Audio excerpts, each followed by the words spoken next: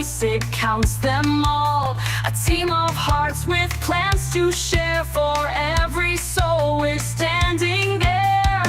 It's in the ballot, it's in our hands. Together we rise and take a stand. For every dream, for every need, community spirit is our creed. The vote is here to pave the way, working hard both night and day, delivering hope, delivering dreams. We are the ones who fuel the streams. Every corner, every street, we bring the change that makes us meet. Hand in hand we hold the flame, together we'll make a lasting name.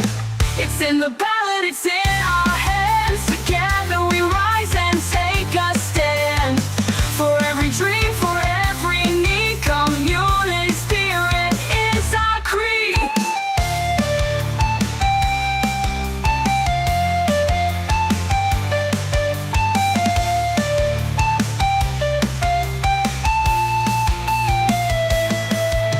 The vote is here to pave the way, working hard both night and day, delivering hope, delivering dreams. We are the ones to fuel the streams.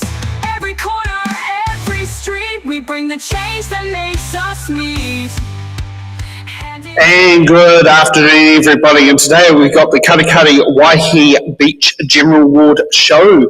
And these are your fantastic candidates who are vying to become your next set of councillors. But with every election, there's one thing stepping in their way, and that's your vote.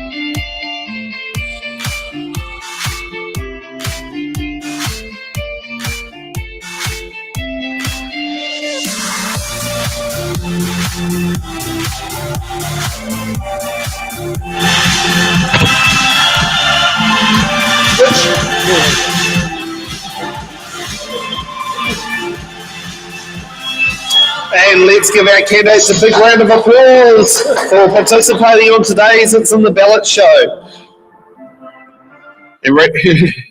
Okay, so let's have the fun part of we get to have another fun day of meeting some brand new faces and brand new candidates.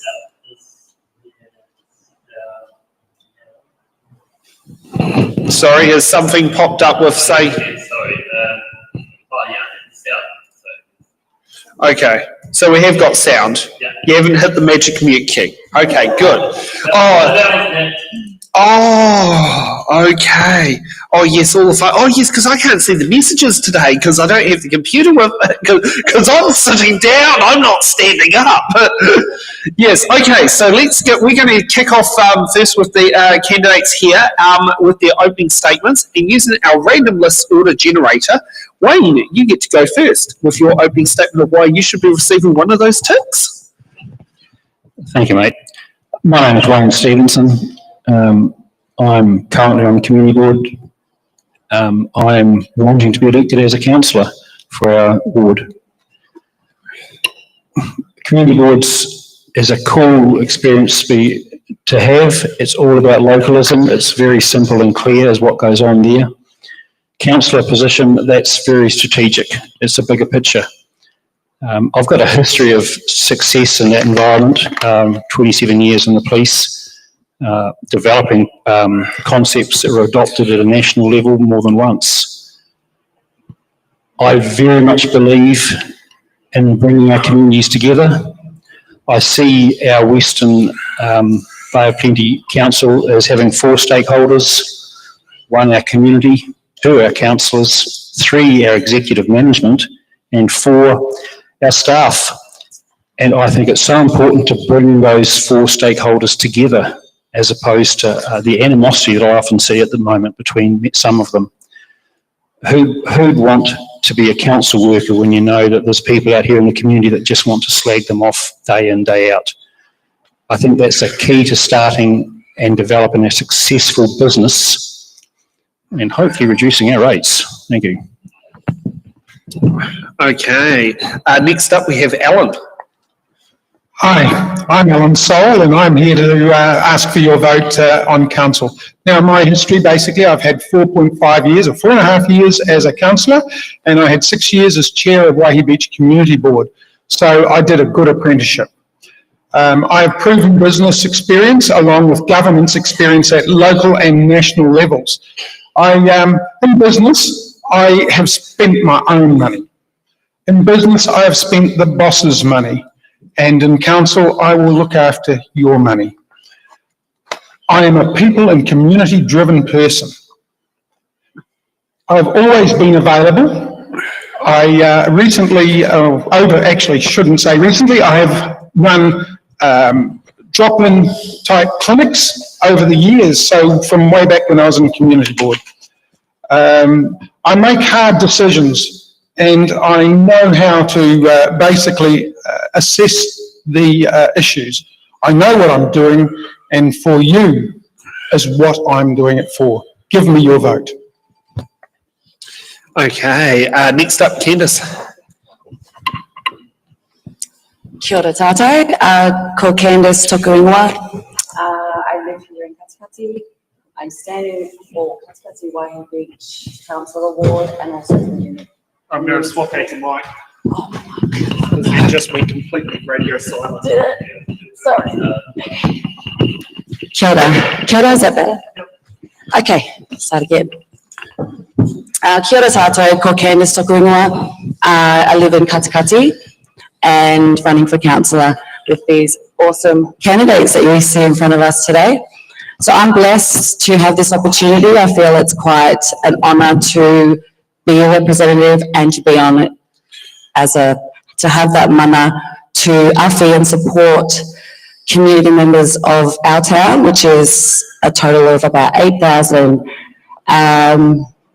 So all of us coming together, it's a great opportunity and I'm thankful to be here.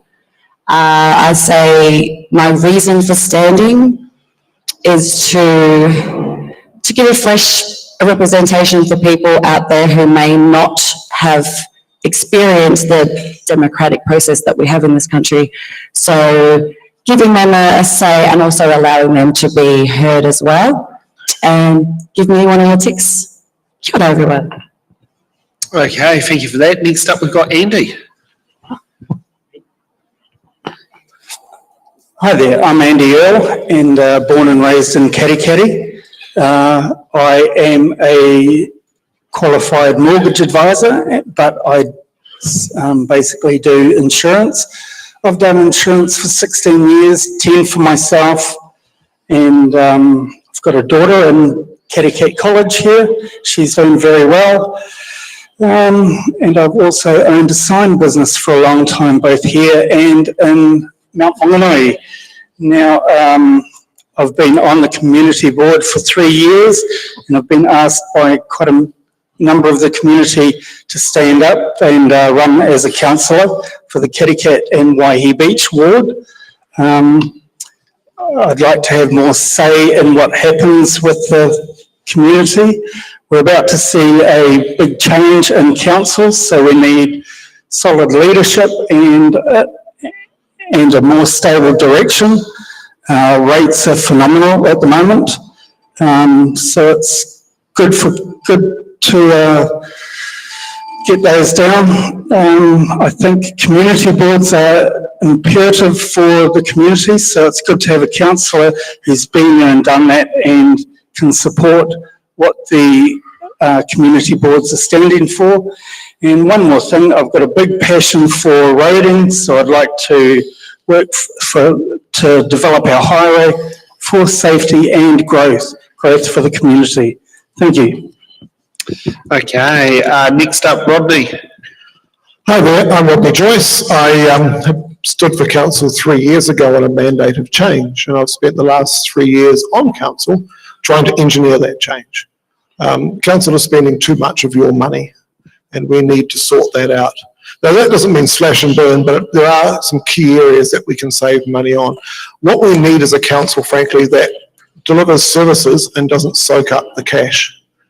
We need an open council, one that's transparent and willing to take ideas from the community. My goal really is to keep communicating. You're probably sick of hearing me over the past 3 years, but I'll give you the good news, the bad news, whatever is happening that you need to know about, I will not be quiet on. And I've proven that over the last 3 years. We have a lot of work to do. I'm a businessman, I have my own business.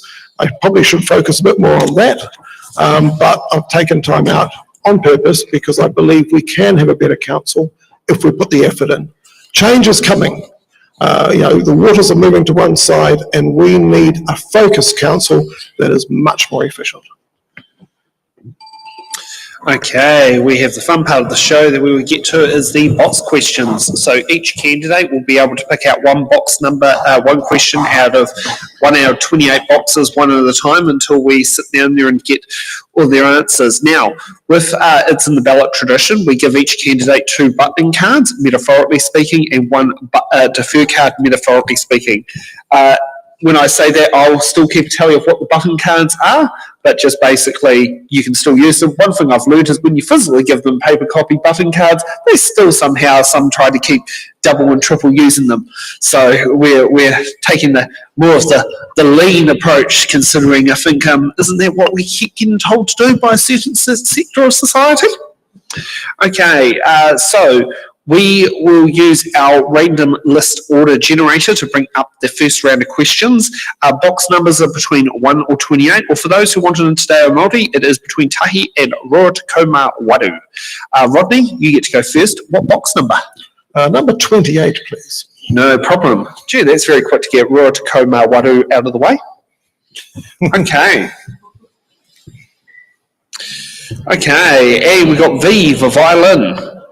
How will you work with local iwi and hapu to ensure their voices are included in council decision making? So we already have 2 advisory forums, one for Tauranga Moana and one for Te Arawa, working with council, and that works very well. But we also have an obligation under the Local Government Act, Section 4, for those that want to go and check, to include Māori in our decision making. So we've taken the stance that the best way to do that is to have a Māori ward.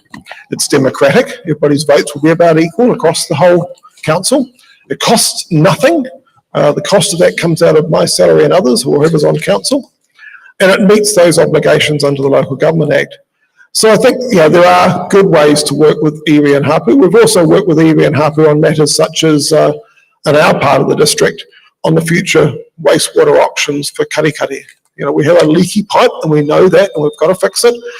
And I've been sitting in on those meetings as a councillor, and I tell you what, I've been so impressed with our hapu reps from Matakana, from the 3 northern Tauranga Moana, Marae, because they've been there longer than most people. They're living this, and they actually have a really good idea of what the community needs, the wider community, and their goals are the same as everybody else's.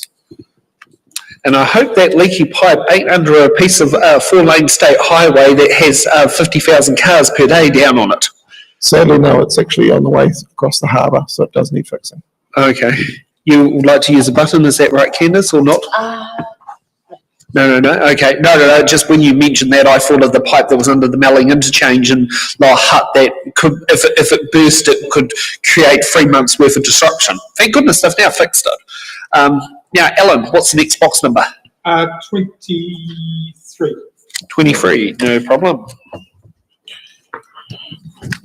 Okay, we got J for Juliet.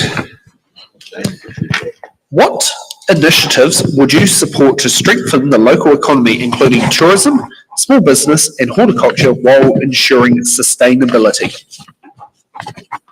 Basically, to increase our activities in the commercial and the economy, I would like to see more events both in Katikati and Waihī Beach. They generate people coming into the community, and it just makes things move along. We're basically not a major industrial type area, so we need visitors. I guess also in Katikati, there's the situation that is known as Mural Town. It's the Mural Town, it has the museum, and those are things that really make this town to move. And as far as Waihī Beach is concerned, well, we have a wonderful lot of activities. We have the beach, we have the Aithari Homestead, all those things. So visitors are the key to our economy and driving us in general. And I basically would like to see more effort in that front, and just bringing people through. I guess in the end, we also support the orchards and so on that are out there. I'm a very strong believer in our rural economy as part of our whole community. Thank you for that. Okay, Andy, what box number? Number 4, please. Number 4.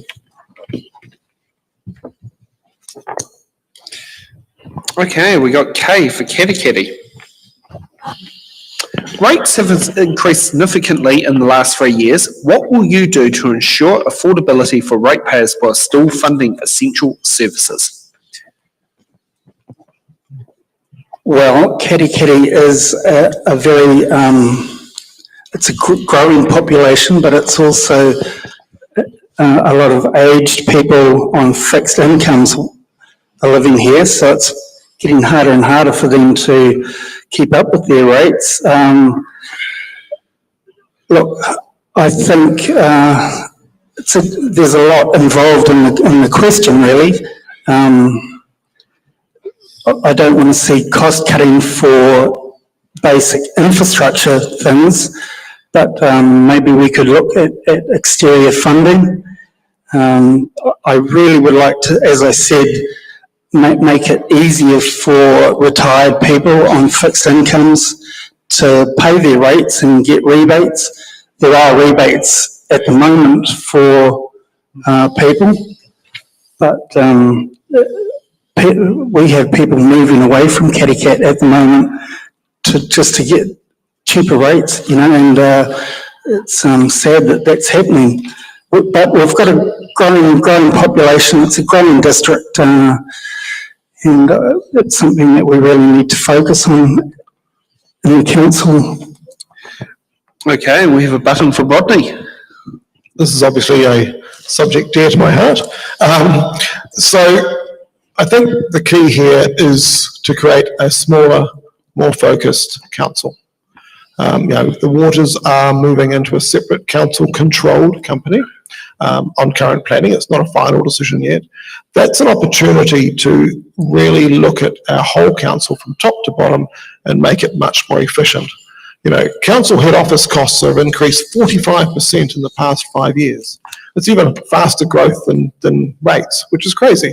If you look across the different councils in our peer group, similar councils to us around the country, then our head office costs are much higher than others. So that's the first place to start, is actually becoming a much more efficient council. Andy's right.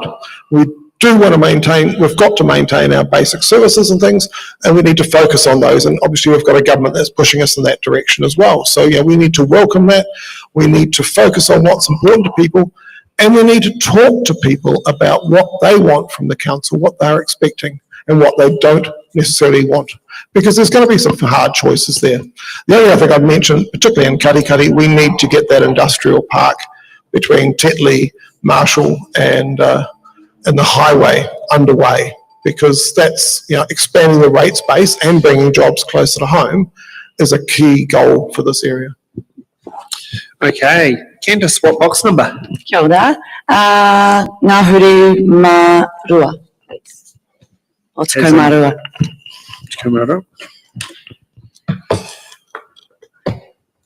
Okay, we got B for Bravo.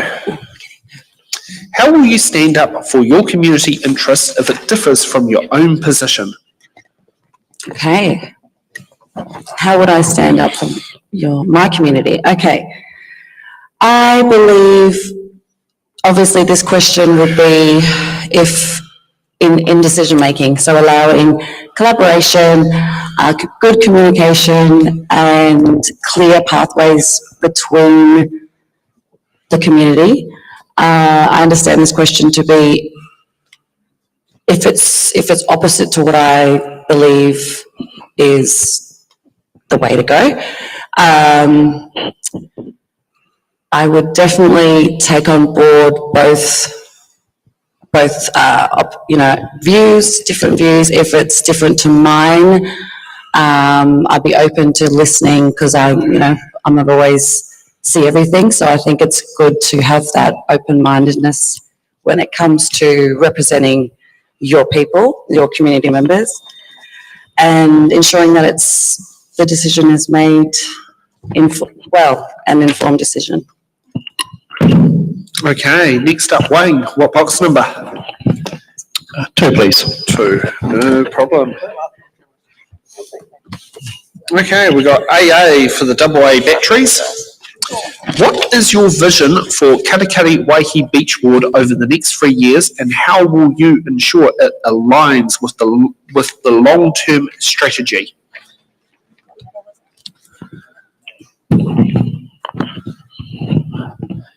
Right, that's a hard question for me. I'm not going to pass the buck because I've always promised to face the hard questions. The way Katikati is developing slowly in this economic time, and the way Waihī Beach is developing slowly in this economic time, is the way I'll support them to continue. I don't have a vision for great development in the near future because we've got no money. And we're screaming out to slash our rates. It's going to mean less money to spend. That this money we will have to spend is got to be on the very important things.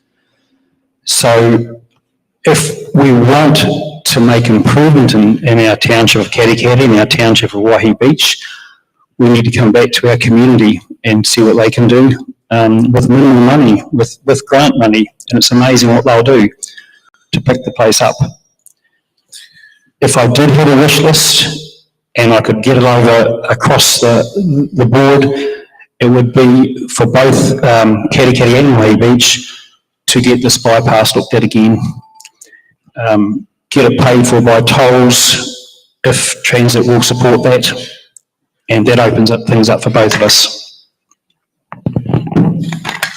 Oh, I'm not sure if Waka Kotahi would sit there and support tolls, but good luck with that. Yeah, I think they want to keep the money for themselves. I mean, it should be, I can understand. We could always have the Katikati Harbour Bridge, like the Tauranga had back in the day. I remember the tolls used to be $1. So we've gone through 5 questions and we get another round. Wayne, what's your next box number? 13, please. Oh, yes. Let's get that lucky or unlucky number out of the way.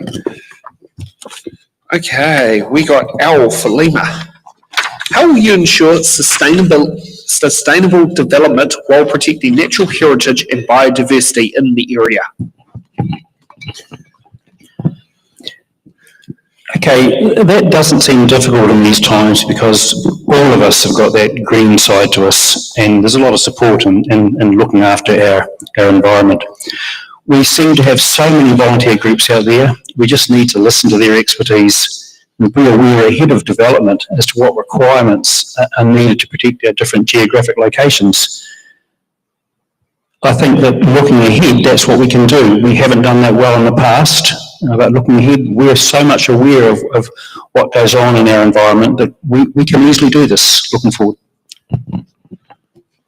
Okay, Alan, what's the next box number? 11, thanks. Go for 11. Okay, we got N for November. Many residents feel disconnected from council decision making. How will you make sure residents across Katikati and Waihī Beach feel their voices are heard and reflected at the council table?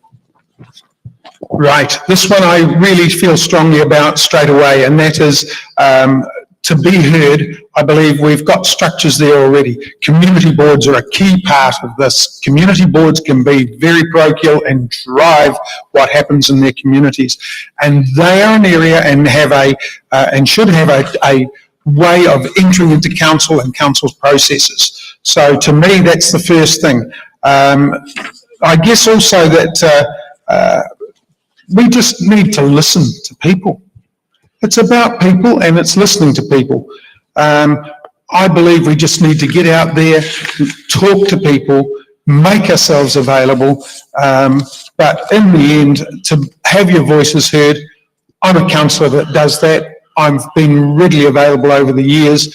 I go and take the people's concerns, even if it's something I do not believe in personally or may not vote for it. I'm open about that, but I give them the best advice I can and they get it into that council or into the staff. Okay, Candice. Oh, we got a button from Wayne. You wanted buttons, didn't you? Oh, is that what you're indicating to me for? Yes. Yep, go ahead. Yeah.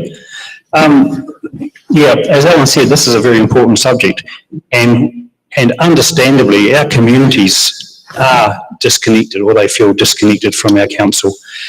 And for good reason. Our council tried to shut down some of our community boards, though the council voted against having two separate community boards here at Katikati and Waihī Beach. It was a disgraceful decision and it was overturned. But what we have to do looking forward, for the sake of all our communities, is to remind them of what happened and why things have changed the way they are now with more community boards out there.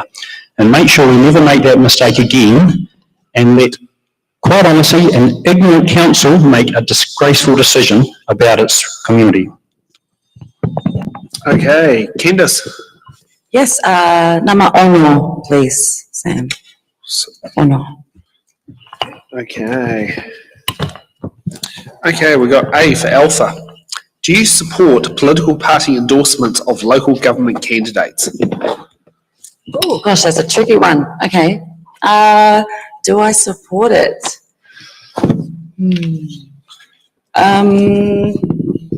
Does that, I'm not too sure. So I guess. Oh, okay, so that's if you're If you're from my city, Wellington, it's pretty standard that half the candidates have or a represent have a name on it. Yeah. Oh, gotcha. Yes. Yeah. Well, I'm quite new, to be honest. I'm very new to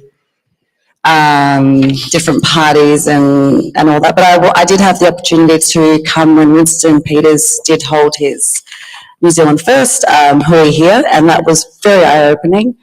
I learned quite a lot about how that does affect and allow those parties who represent, who they align with, to obviously get that candidate to be represented. I think in local government, not enough of us are actually open about which party we represent, that I've noticed on the profiles. Yes, so that's. Okay. Did I answer the question there, Sam? I think it's. So good luck. We've got a button from Andy, followed by a button from Alan. Oh, great. So Andy. For me, it is a no, really. I think it's more important to focus on what a community needs and how it's going to grow in the next 15 to 20 years. And a political party's ideology or agenda may be totally different or totally unnecessary for that particular community. So no for me. Okay, Alan. Thank you there. Look, basically, the political parties that we have in central government, etc., are totally free to do what they want. If they want to support somebody, let them go for it. But I do not believe that they should be a thing within our, certainly not in the Western Bay. I don't believe they should be involved in local government. And that's really the thing. To me, political parties tend to be a national type situation across the nation, and local government just take that word again, or those words, local government. Localism is so important. Thank you. And I will say something, this is something from the It's in the Ballot perspective. So in Wellington, where I live, political parties, Labour and the Greens, have been constantly standing for years for council. And if you go back far enough, there was the Values Party. In recent time, ACT have started standing. And now the council oath states that you must put your allegiance to the ratepayers first. And that is the biggest thing that comes in conflict. There's a candidate in Fielding who's a member of the ACT party, but he's staying as an independent because it conflicts with the oath. And it's in the ballot perspective, we've found out some political parties, if you're in a situation where you have a community event, like a Meet the Candidates, and a political party event, as a political party endorsed candidate, you're expected to put the political party event to your members over the community-led event. So that is something that we've experienced, where we've had in Wellington on one particular day where we had very little support from the political party candidates because they decided to hold an event on that same day, despite the fact that they got a press release back in May with the dates of what was happening. But whether someone reads them or not is a different story. But that's just from our perspective, from It's in the Ballot, political parties have not actually helped voters, because their candidates sometimes get whisked away from our events along with others. Andy, what's the next box number? Let's go 6. Already been taken, but 7. Yep, we can do 7. Okay, we got S for Sierra. What are your priorities for improving roading, traffic safety, and public transport links between Katikati-Waihī and Tauranga? Waihī Beach. Waihī Beach, sorry. Thanks for correcting me on that one. Yes, and it was written in front of me as well. I don't know, maybe Waihī could be, with help with the council over there, could also have that added to the mix. What number was it? It is... Where was it? S for Sierra. Oh, yep. Well, roading's probably what got me into this whole arena, supporting 4 lanes from Omakura to Waihī Beach, and that got me dealing with Winston Peters and Scott Simpson, the MPs, and that's what got me onto the community board to start with. And also, I've just finished driving buses. I've been driving buses as well for the last 3 years. So, look, I think working with NZTA is pretty integral for development of our roads. In Tauranga, we've got TNL1 coming up to Omakura, which is TNL2. And from Omakura to Waihī, we've got basically 2 lanes with a wide side area and a centre barrier, and it's been, we've really got to get more collaboration in between council and NZTA, and also I want a bit of colour on the road markings in Katikati, which has been an absolute mission, believe me. Is that kind of like fading yellow traffic light poles sort of territory? Coloured pedestrian crossings.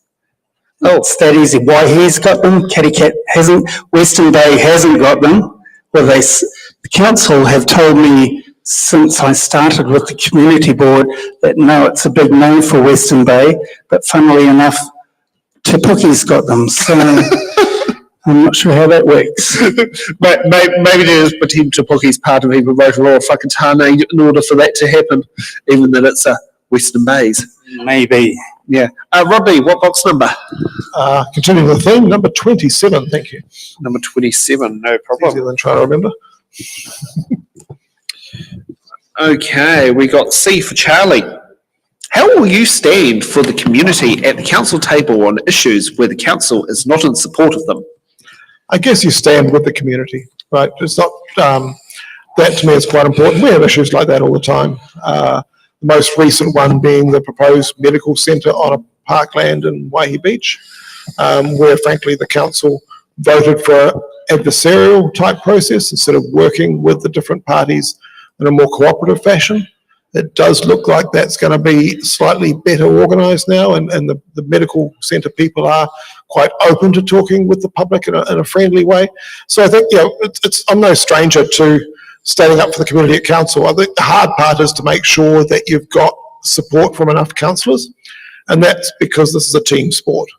You can sit in the corner and you can scream all you like, but you're not actually achieving anything for your community if you can't work with other people. And that, to me, is the key to this. How do you stand up for your community? Well, you work with the other team members on the council so they can understand where you're coming from. They still may not accept what you're saying, but at least they'll make a better decision because they'll understand the community's views. Okay, so 10 questions down. Let's get for another round. Wayne, what's your next box number? 11. Unfortunately taken. You can go down as low as, we can start at 10 or in the other direction at 14. 10. Okay, we got T for Tango.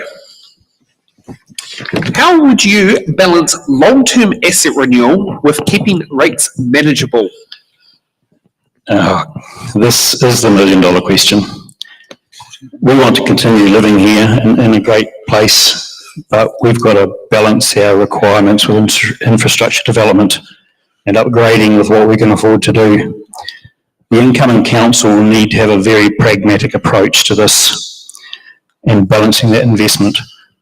We are faced with the fact that we cannot afford to continue going the way we're going. So we're going to have to slash and burn as much as we can. We're going to have to start again and be very frugal about how we spend our money. Okay. Rodney, what's your next box number? 26, I think. Okay, we got W for Waihī Beach. I know. I keep getting kicking myself. I probably need to sit there and tattooed across my arm at the moment. What experience or skills do you bring to ensure sound financial governance and decision making? So my background is financial journalism. It took me around the world, working for an outfit called Reuters. I've worked on corporate news and economic news for many, many years. That's an organisation that sells into the market, so you can't fake it. You've actually got to understand what you're talking about, and believe me, they will tell you if you've got it wrong. In terms of, I'm also a business person. I've been an entrepreneur. I started my first business in 1990 as a 25-year-old. That tells you how old I am. And the whole family, frankly, is entrepreneurial. At council, I'm the guy that goes through all the spreadsheets, always seeking more information. Recently got into trouble because I was told I was asking for too much information. But generally, what you need to do is get into the detail. The devil is in the detail in this council, and we need to look at the big sums of money that we spend in a lot more detail. But again, it comes back to teamwork. There's no point one person trying to do this on their own. You work with other members of the team to get good decisions on financial matters. Okay, Alan, what's next box number? Okay, I will have 17. Oh yes, the good old age where you can join the military.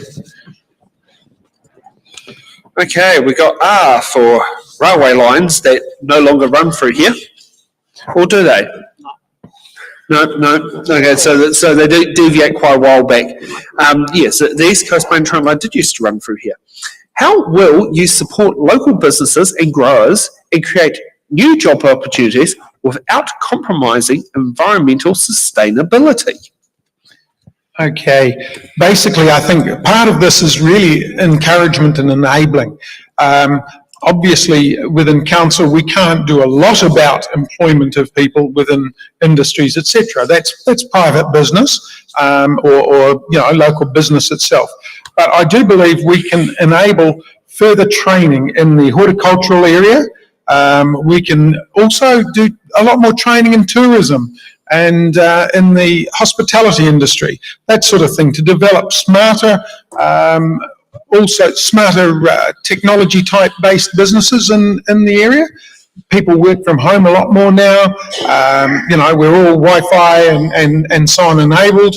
So being able to encourage that type of high tech business is one way we can move it. I just feel that that's really the thing, but our local industry is largely here in Katikati supporting horticulture, etc., with some smaller, but in fact we have some real market leaders producing products here, and I mean world leaders, but we also have a town like Waihī Beach, which has little industry and basically is towards that tourism type situation. Okay, Candice, what's your next box number? I'll go with Tacoma Rima, please. Marima. The old driver's license age. Okay, unfortunately, I don't think X is in today, but we'll use X-ray because that's what the phonetic alphabet sits there and says. As a councillor, how would you work collaboratively with your fellow councillors to deliver on your promises? Awesome. Okay. As a councillor, I believe whanaungatanga and relationships are key. Sharing your skills and being aware of the other councillors' expertise areas, what they are most good in, whether that's financial, social, cultural, economic backgrounds. Just an understanding and getting to know each other on a personal level as well as a professional level is key to I think working well as a group together to make these important decisions. That's how I would work collaboratively with, and I believe in that's quite a strong value and responsibility is to do that well, because you know, when you're voting in the council, you've got to have the numbers and obviously being able to express and argue and debate your view across to the council is important, and standing up for what you believe should be the way that the council should go. And how would I deliver? Yeah, so that's... Okay, Andy, what's the next box number? What do we got left? Got 1, 3, 5, 8, 9, 14, Let's go 16. Number one. Number 1. Yeah. It feels a bit STV there. Yes, I do feel like I've been a foreign country with being with so many FFP elections that we've been covering recently. So we've got H for hotel. How accessible is the current Western Bay of Plenty District Council, and what steps would you take to improve its accessibility if needed? I think the Western Bay District Council's pretty good. It's been no problem digitally or for me anyway, because I have always communicated with them every day, basically, and we do have an Antenno app, which is a digital app for people to submit requests to get work done, or there's the phone. I don't know, it's worked pretty well, but I'm a start to finish sort of person, so getting the job actually finished is another thing, but yeah, it's been okay. People have to embrace the digital side of it, and we've got Antenno. It's an app that is very good, very efficient, and people get back to me from the council pretty quick. Okay, so we've gone through 15 questions and let's get ready for another round. Rodney, what's your next box number? I think I must be up to 25, am I? Yes. No one, Following my system? yes, no one has taken the age that your car insurance excess dropped significantly. That's a while ago. Yeah, as long as you've got a full driver's license. Because I remember mine being, went from 800 down to 300 simply for turning 25, despite having a no crash record. So, yeah. Okay, we got Z for Zulu. What is your approach to managing rural land subdivisions and urban sprawl while protecting productive farmland and rural character? So this is actually a very difficult question because people still like their sections. In fact, on my own home, if I got rid of the garden, I'd be in deep trouble. But we need to offer options for people. So one of the issues, particularly in Katikati, is that people are stuck in larger homes because they have nowhere smaller to move to as they get older. So, there's some elements being tried, down the end of the road here. They're trying some terrace housing. It'll be interesting to see how that goes. It uses a lot less land. It's intensification, but without going high rise.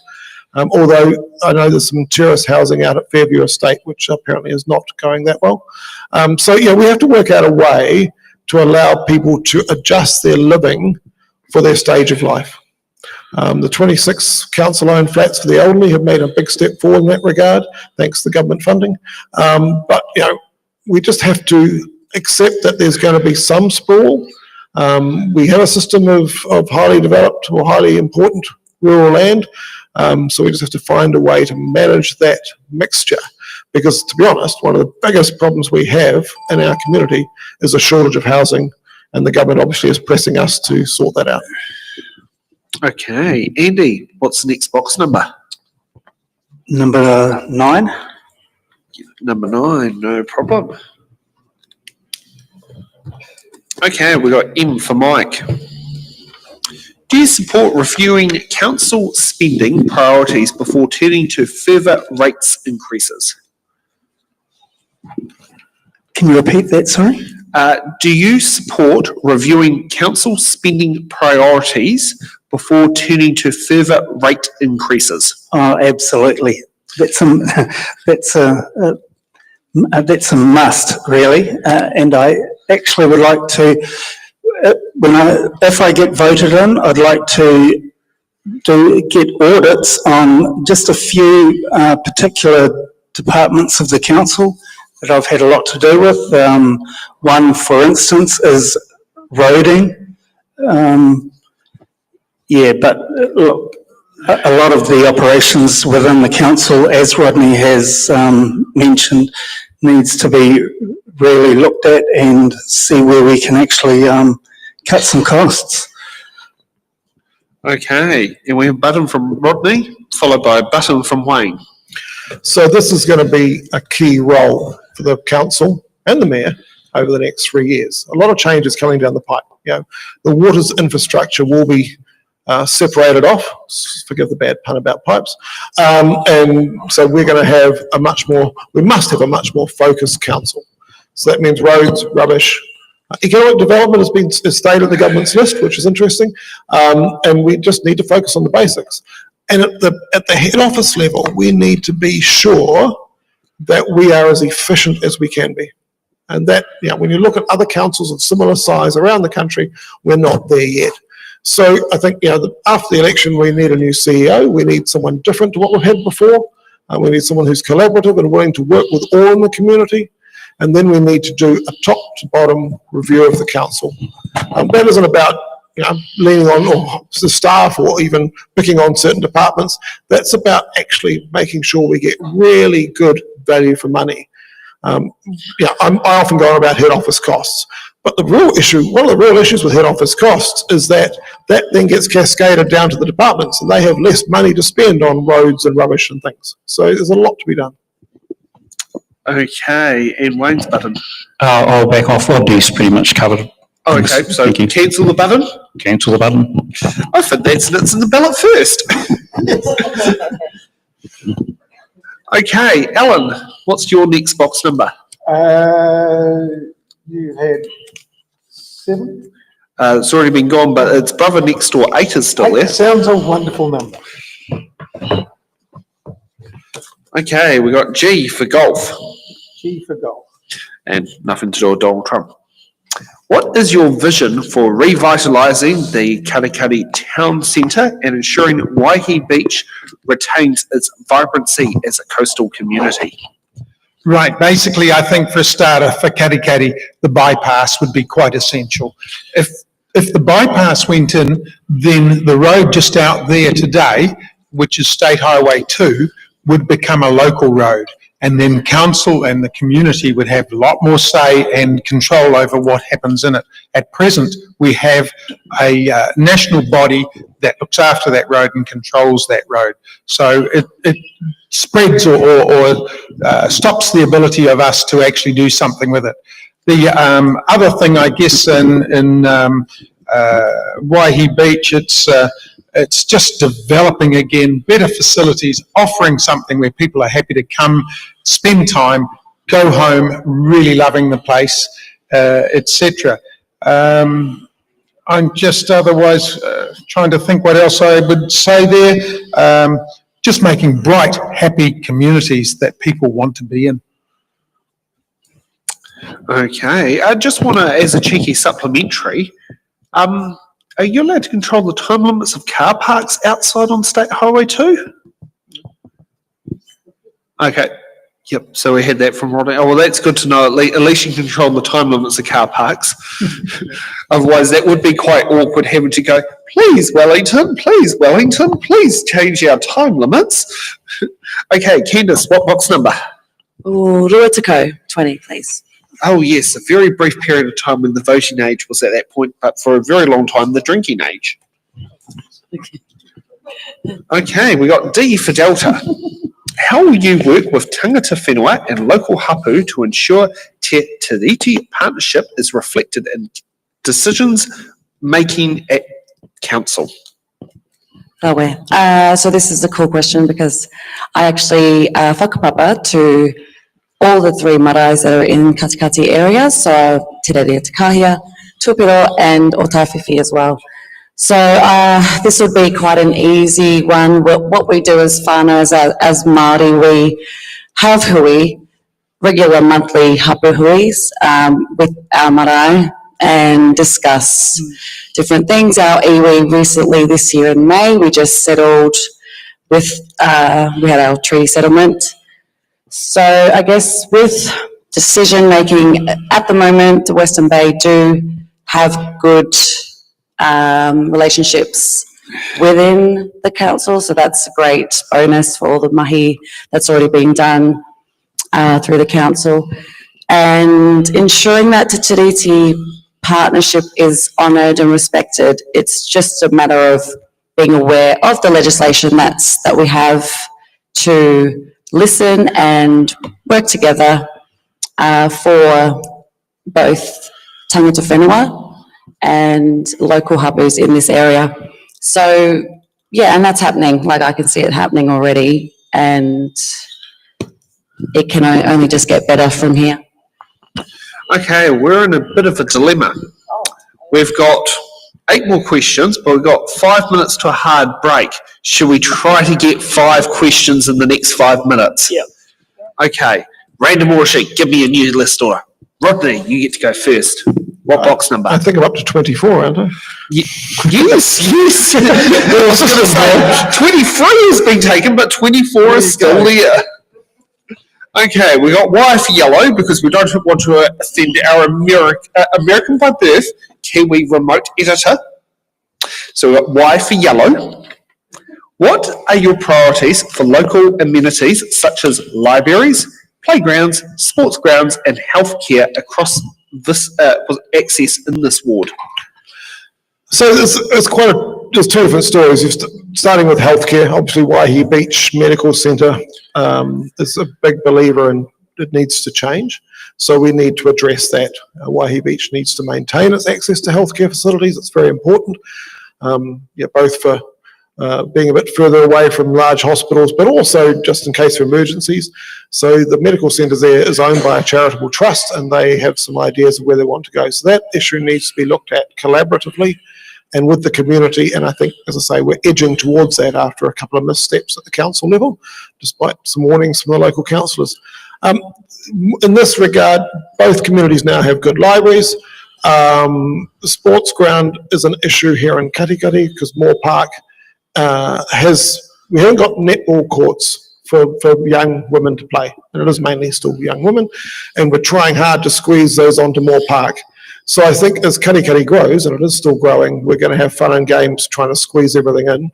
So the clubs are working collaboratively together, so we just need to find a way to make Moore Park work, including public toilets on the park.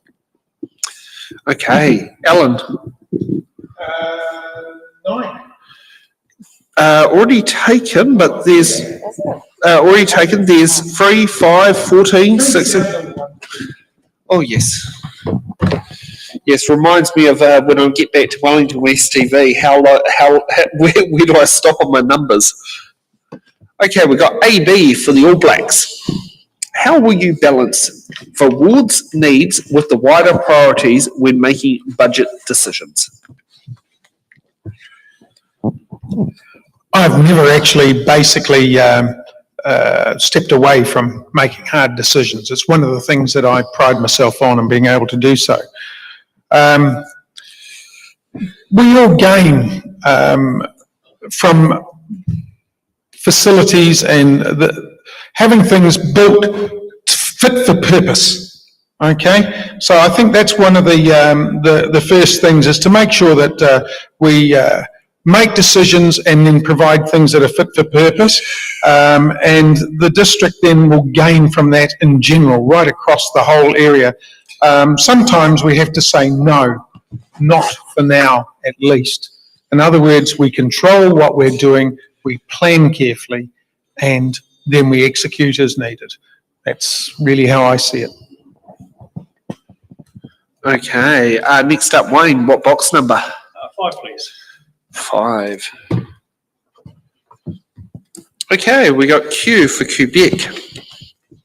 How will you prepare the ward for climate impacts such as flooding, sea level rise, and extreme weather events? Oh, depend on the expertise that we've got in council already. They have, of course, an emergency management centre. A lot of council staff are trained to operate there. At a local level, we've all got our community response teams. These are all, in fact, however, reactions to the events. In relation to preparation for the events, we've got actually our Met Service puts out our storm warnings, and they are fairly accurate nowadays. They weren't once in the past when they thought they would use it on a provincial basis and not look at boundaries. They learnt that the hard way.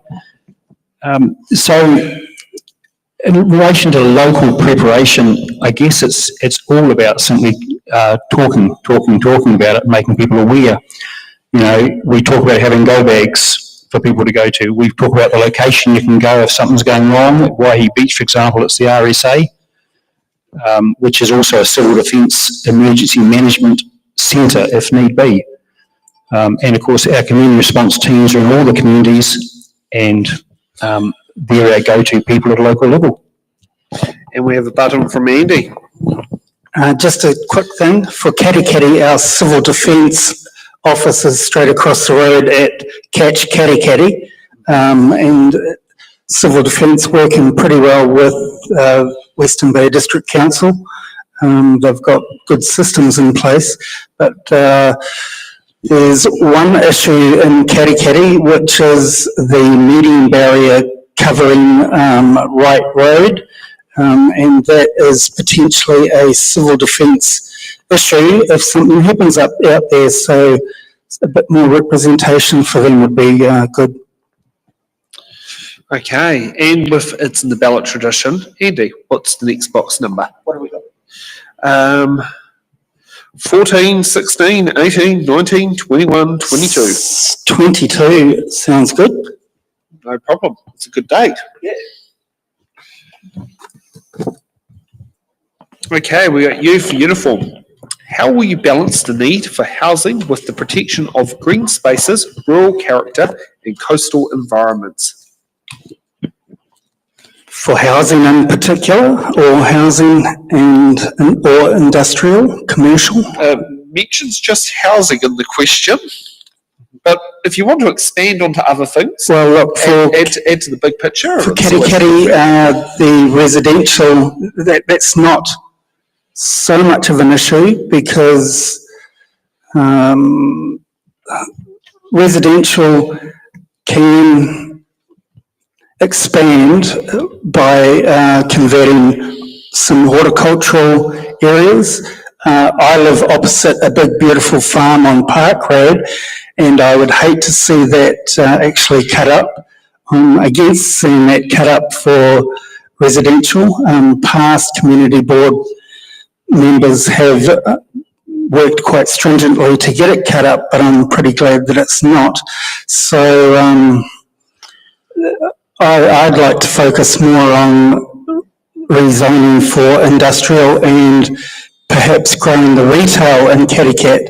And Waihī Beach has similar issues where they're constricted for growth. So it's a matter of making it easier for rezoning and subdividing. Okay. And Candice, what box number? Have we got 18? Yes, we do have the current voting age. Te Kaumāwaru. Okay, we have E for, I'd like to say the East Coast Main Trunk Line, but we'll use Echo instead. How will you ensure access to community services for diverse population, including students, migrants, and vulnerable groups? Oh, great question. Okay. Providing community access. How will I ensure access to community services for diverse populations? Students. Can I defer this question to someone else? Who do you think is going to answer it I think better? Ellen will answer it really well. Okay. Sorry. Oh, Ellen, or who wants to answer it? I will. Question E. E. Okay. How will I ensure access to community services and diverse populations, etc.? Okay. Basically, I work with diverse and vulnerable people already. So to me, it's just a continuation of what I do. So I stand and support them. They are our community. Those people, all people that are in our community are our community. So I don't have a problem there at all. I just feel that we need to be able to support those people that have issues that need accessibility to issues or to buildings and things. And I just really feel strongly about age-friendly, safer communities. Okay, we are going to take a 10-minute break here and then we'll come back for hard-hitting questions. And Ian, just click on the hard-hitting question thing on there, and then those who are watching live can have a nice little 10-minute intermission clips. Not that one. Not that one. No, it's on Restream. 10-minute intermission below the XSplit.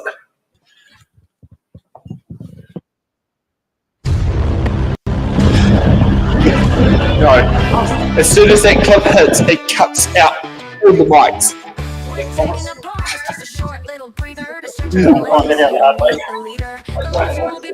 Yeah. Oh. Intermissions aren't really a thing anymore. Yeah, I don't like that Sam fella. Sorry? Yeah, no, because that was restreamed, so it acts independently from XSplit. So it goes, so the camera's going to XSplit. XSplit decides what camera goes out, it sends off the restream, and then restream decides what goes out on the stream, which then sends off to Facebook, YouTube, and Twitch. Yeah, we all understood that. Yes, unfortunately, TikTok is too easy to get shadow banned. Tell me, Wayne, how to get... We're getting shadow banned every 2 weeks. And they don't tell you what you've done wrong, it just says you've been banned. So we're just giving up. Because, I was like, we'll be on TikTok. Oh, suddenly we got 2 weeks of It's and Ballot shows not on TikTok. Oh, yeah, I know about the YouTube channel.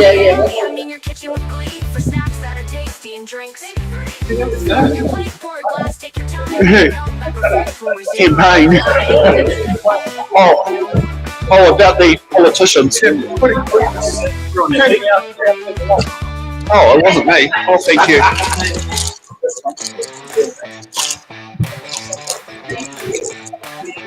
I was reading the contract.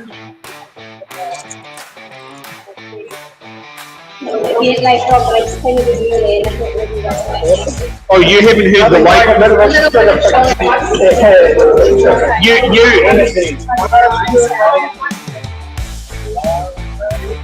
Oh, you haven't heard the latest then.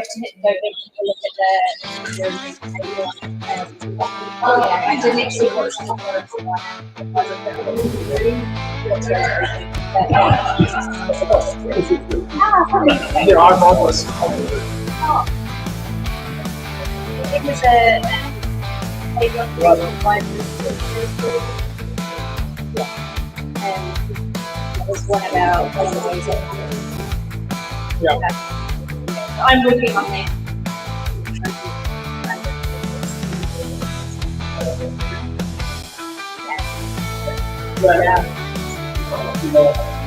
Sorry.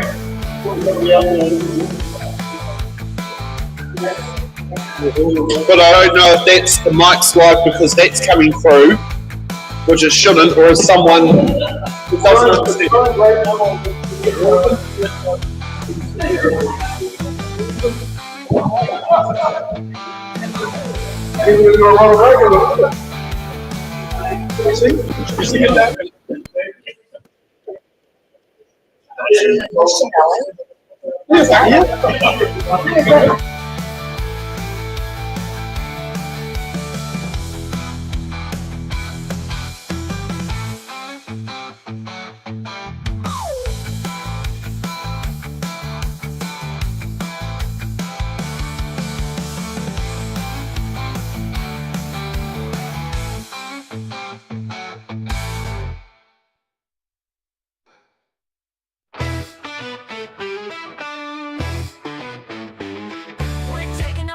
Just a short little breather to stretch out your legs. You don't need a leader. The live stream will be back, so don't go too far. But for now, you can wander wherever you are.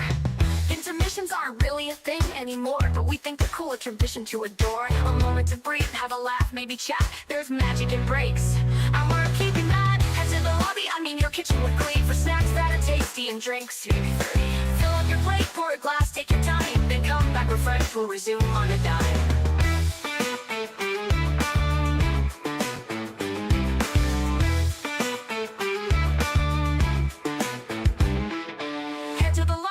Your kitchen with glee, for snacks that are tasty and drinks. Maybe 3. Fill up your plate, pour a glass, take your time, then come back refreshed. We'll resume on a dime.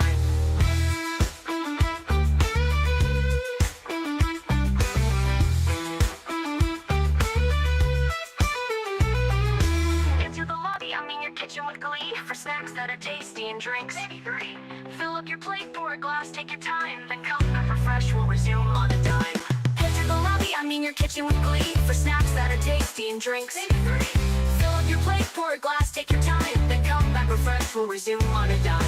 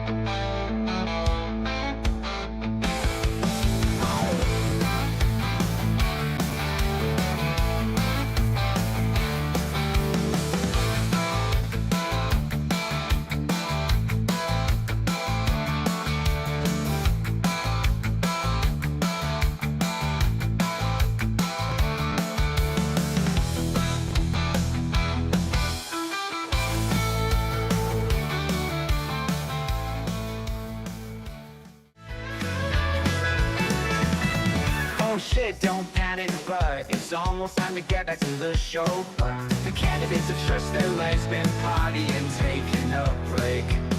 Cause there's still hard-hitting questions, closing statements and stuff you wanna know. So grab those snacks for their answers and prep for decisions you need to make. Oh, oh, oh, oh, oh, oh, oh. The candidates have stretched their legs. The candidates have stretched their legs, been partying, taking a break. Oh, oh, oh, oh, oh, oh, oh. There's still hard-hitting questions, closing statements and stuff you wanna know. So grab the snack you wanna know.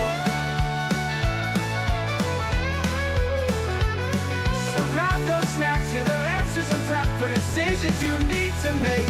Oh, oh, oh, oh, oh, oh, oh.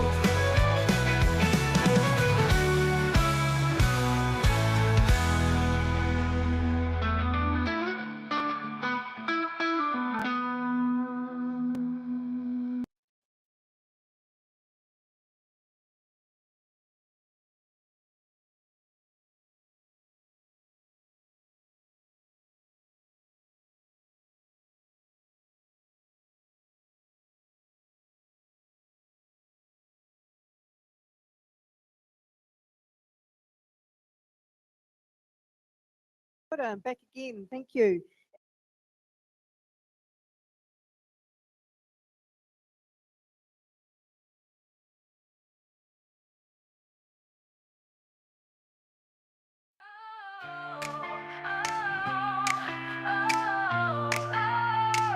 The votes are in, it's time to see what this town is meant to be. Together strong we'll cast our say, build tomorrow from today.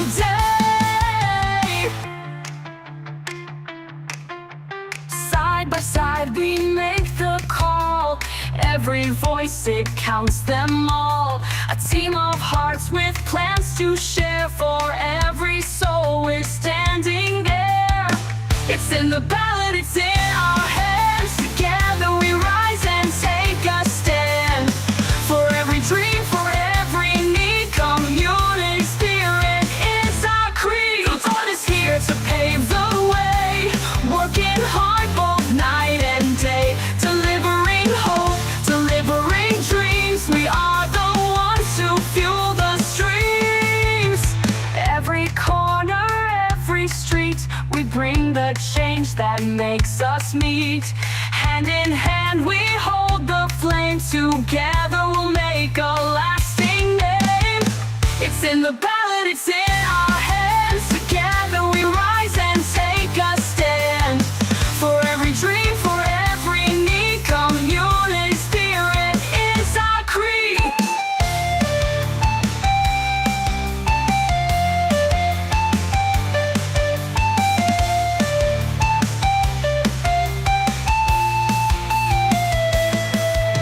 The vote is here to pave the way, working hard both night and day, delivering hope, delivering dreams. We are the ones to fuel the streams. Every corner, every street, we bring the change that makes us lead. Hand in hand we... Okay, everybody, welcome back. And now let's get ready for hard-hitting questions.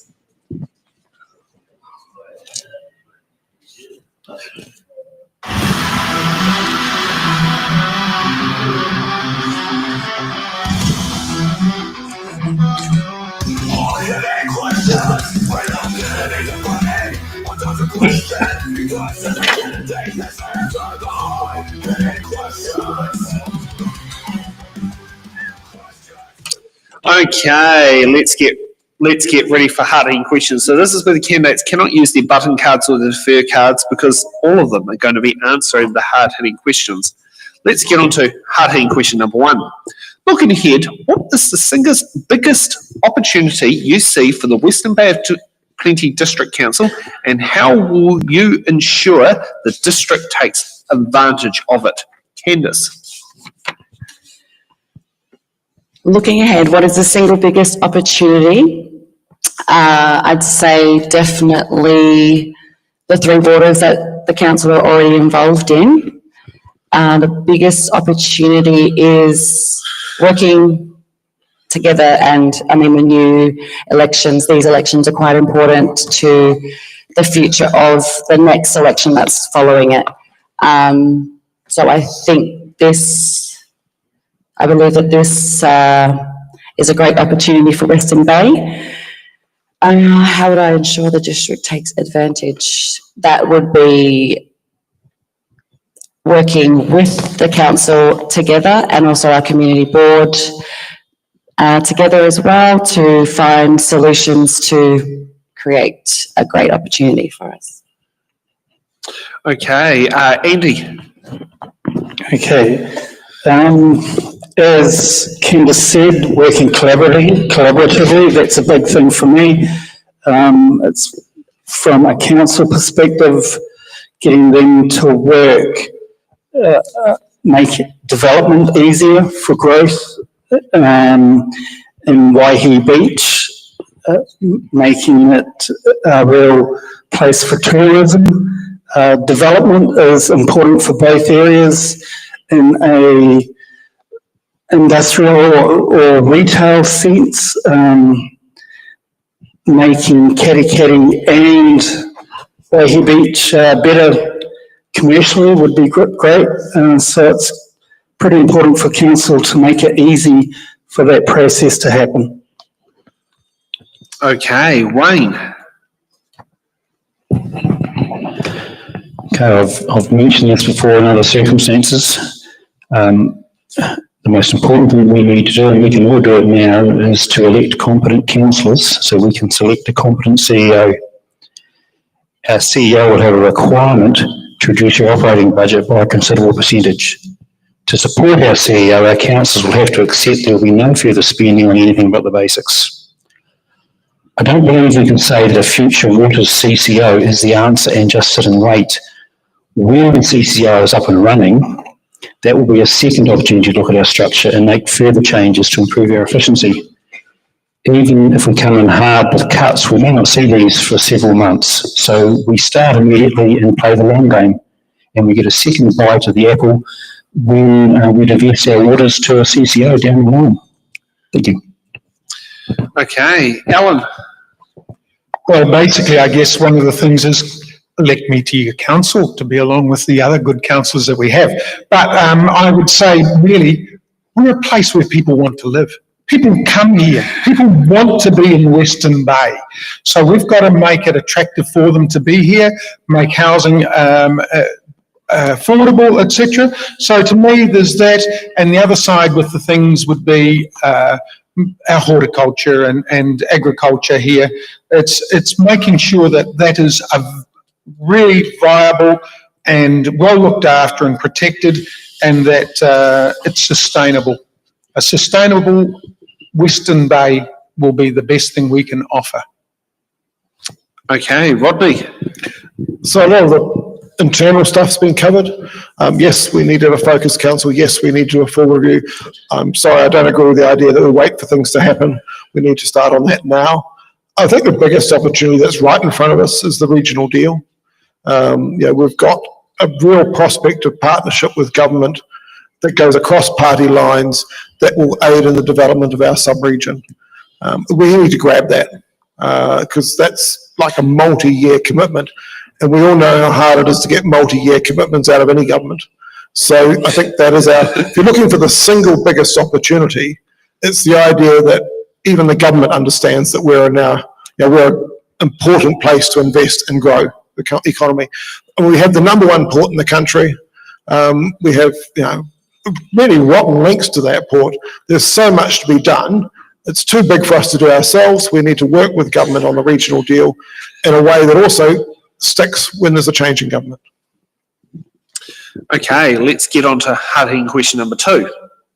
What are the top 3 priorities for the Katikati-Waihī Beach Ward? And now let's get through to a new list. Colin, you get to go first. So, sorry, me. That's all right. It's all right. Okay, very simple, very quick. In Katikati, there's the sewer outfall, that's just got to be addressed there. The other area for Katikati, I think, is the bypass, and Waihī Beach is stormwater. If I can otherwise say anything, a fourth one, it would be visitor growth. Okay, Wayne.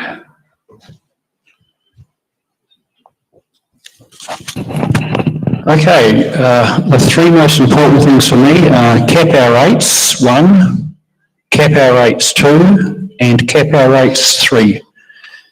Don't go past that point, we've got to start there. We've got not just our Katikati-Waihī Beach ward to look after, we've got 60,000 people living in our Western Bay, and all of them want controlled rates. And I see that as the three most important things to do. I don't see we should go past that until we address that issue. Okay, Candice.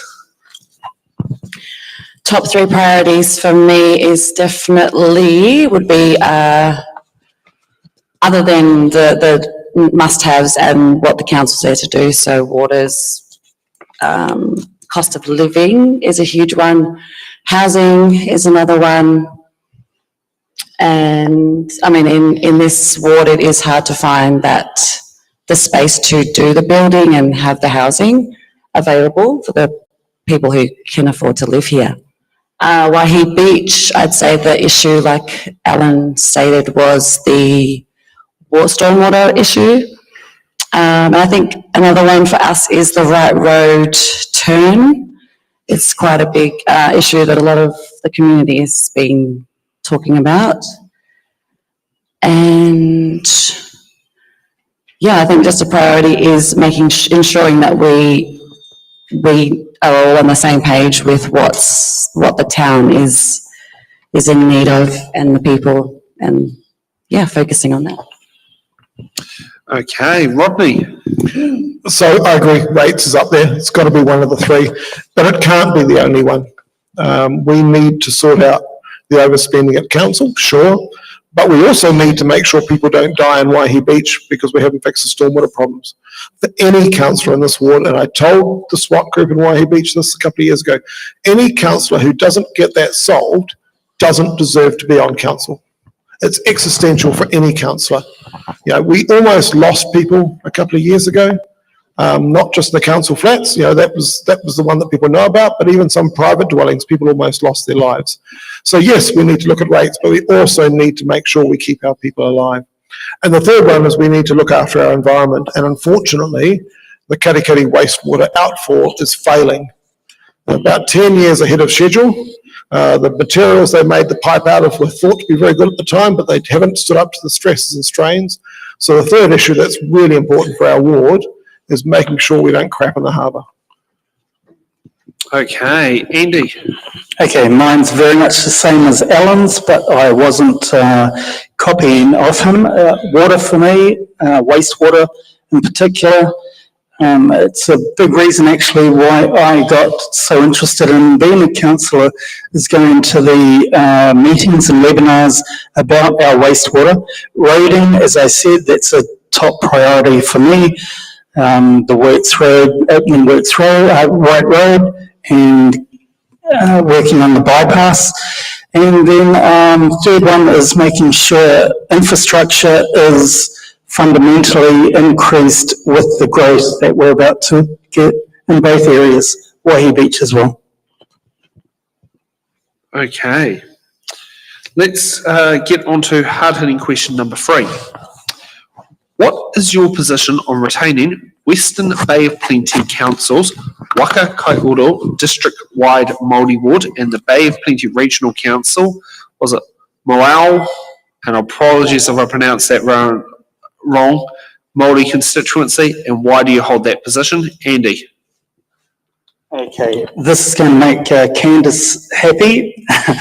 A few weeks ago, or when I started campaigning to be a councillor, I voted no, but I've been thinking about it a lot. I'm of Irish descent from the early settlers, but my daughter, who lives with me, is Raukawa descent, so I need to work with her as well. And I do want Maori wards maintained, actually. Okay. Alan? Right, well, basically I am part Maori, so that's the first part I must say. And actually I've held a position within my iwi at the top of its organisation. I chaired it many years ago, but I was chair. So to me, the situation is in council. I have voted 100% in every issue that has come up in council for Maori in any way in favour of it. But I do not favour Maori wards. And I basically consider myself, after 185 years since the treaty, for instance, I consider myself now, and any other person here, is a Kiwi, New Zealander. And we're all citizens of this country. Whether you're English, Indian, Chinese, etc., if you're a Kiwi or a New Zealander, if you have our citizenship, you're one and the same. One country, many peoples and cultures. Citizens of New Zealand.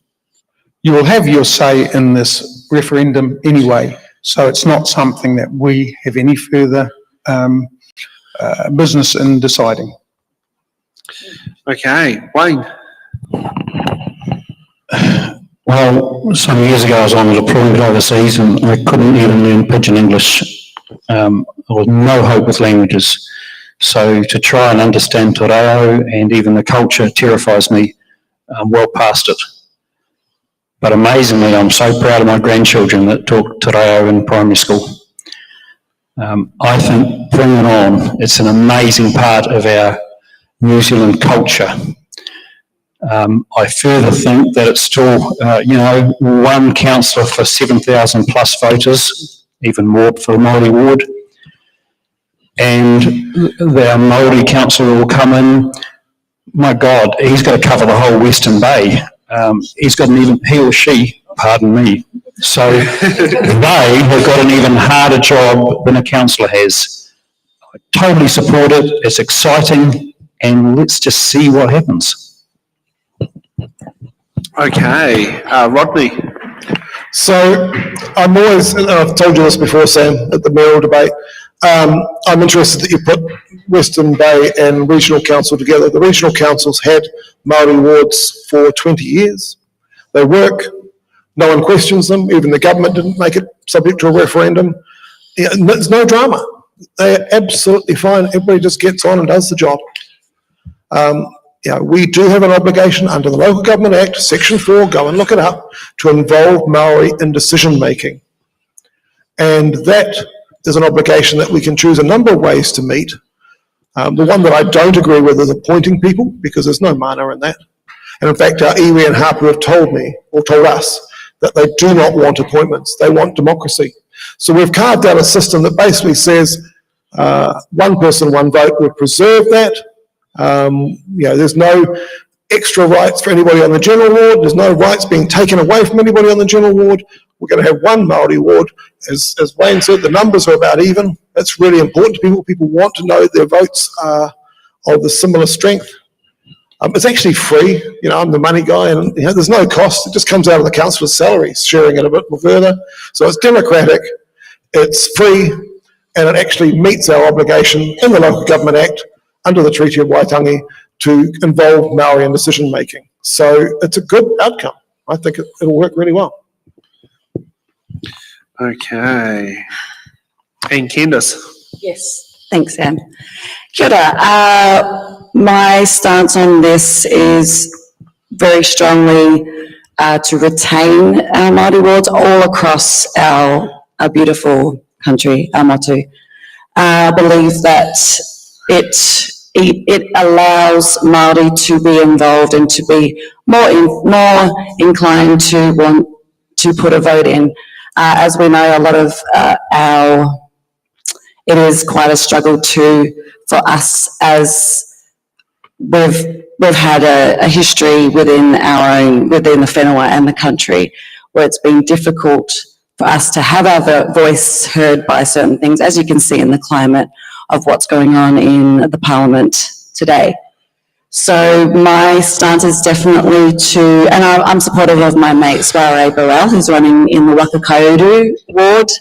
seat, and I wish her all the best and vote for her.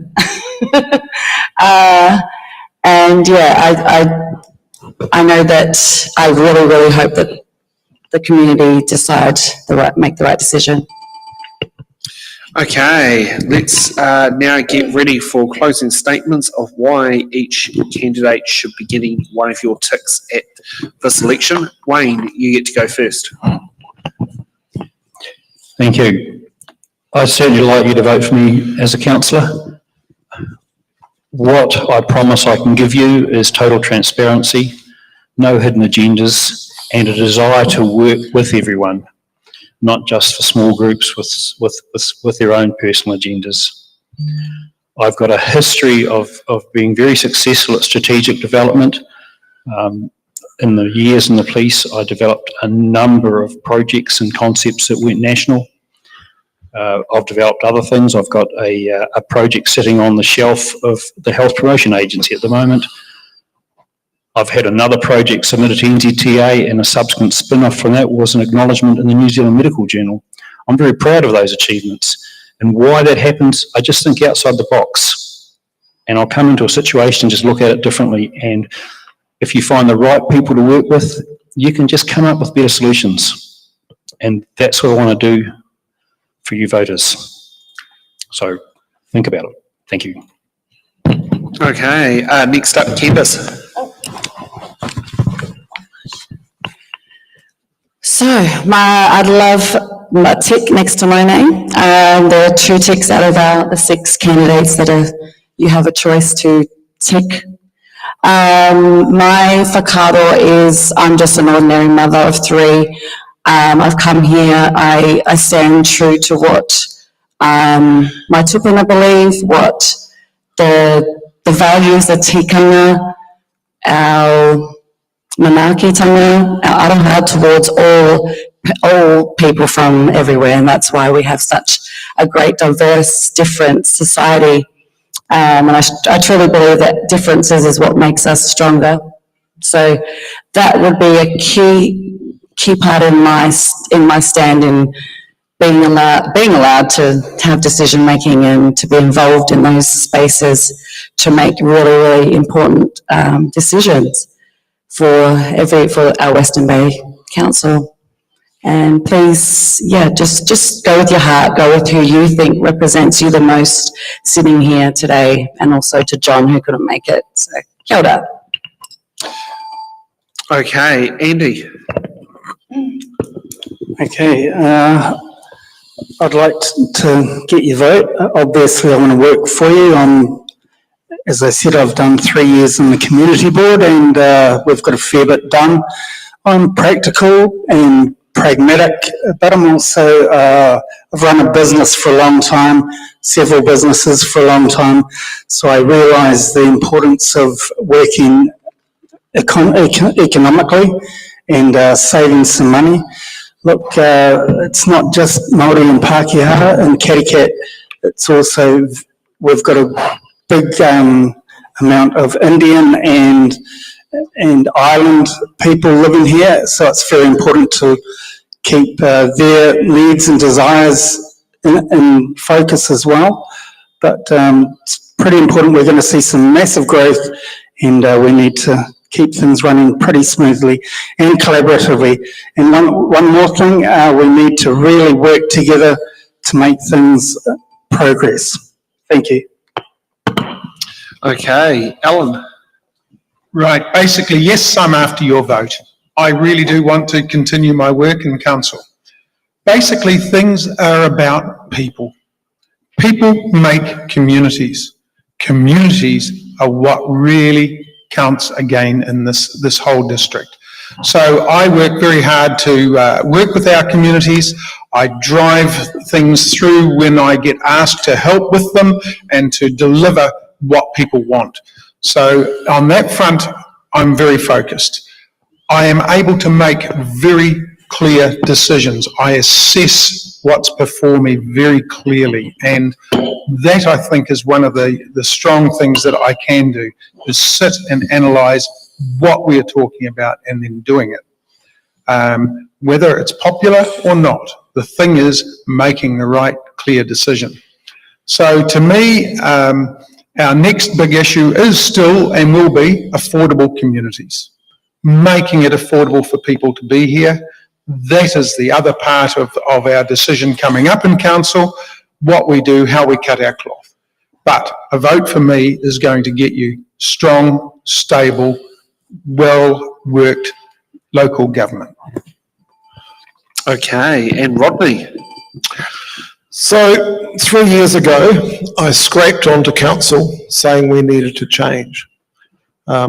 Really this year with the low rates increase of between 2 and 4% is showing how hard that can be, but it also shows the value in being determined to get that done.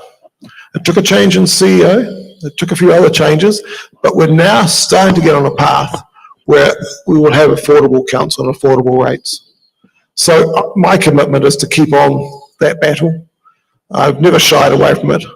I'm the person on council who goes through the spreadsheets. I can point to millions of dollars that I've identified to come out of council budgets, but it is a team sport and I don't always get what I want, which is probably a good thing. So, we need people that can work collaboratively with your needs in mind. We can't stop doing things because then the place would fall apart, but we need much better value for money.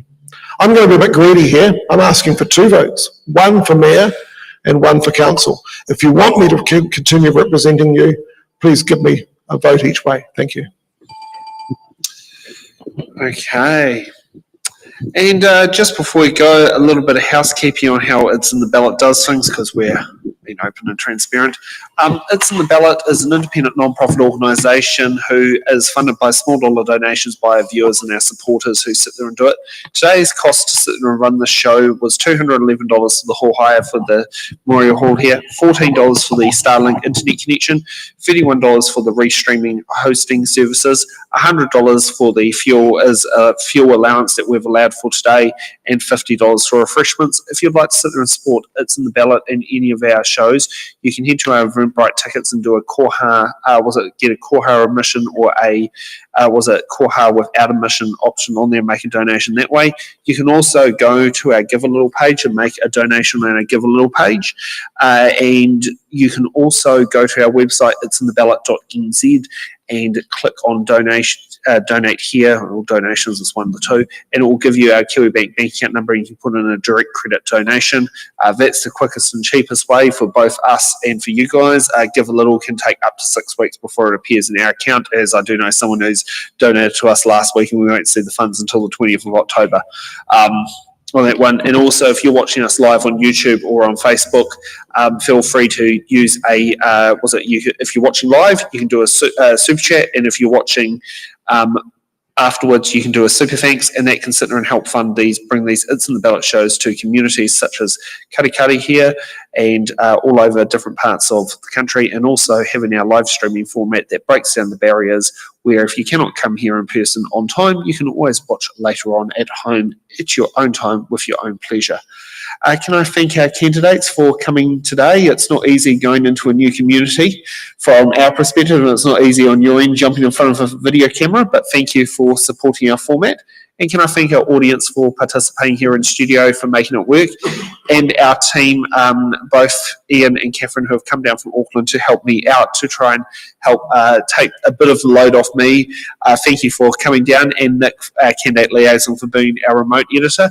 Also like to thank Stacey, our producer, and who's been doing our graphics, for keeping things going, and Laura for doing our marketing, Helen for making sure that the questions are all up there and relevant for the different councils and checking all the question sheets to take that load off me, and Carol for doing the playing cards. If you're wondering about what was meant to be our planned Bay of Plenty Regional Council show for the Western Bay of Plenty candidates for the Bay of Plenty Regional Council, what a tongue twister, that has been postponed till Friday for a remote-only show due to the fact that the Omakarua Ratepayer and Residents Association have booked their show, booked their event at the same time as us, and I do know from what I've heard, we did get in first, but you know what some candidates are like. What do you call it? Local comes first, not it's in the ballot from Wellington. So we'll be having that show as a remote-only show this Friday, so that at least you, the Western Bay Plenty voters, still know where your candidates stand. And a great day to do it on, because this Friday is Women's Suffrage Day. Yeah. Okay. Any other final comments that want to be said? Yeah, just thank you for the opportunities that you're giving us to inform the people out there. Thank you. Yeah. No problem. Can you hit the closing credits key, please, Ian?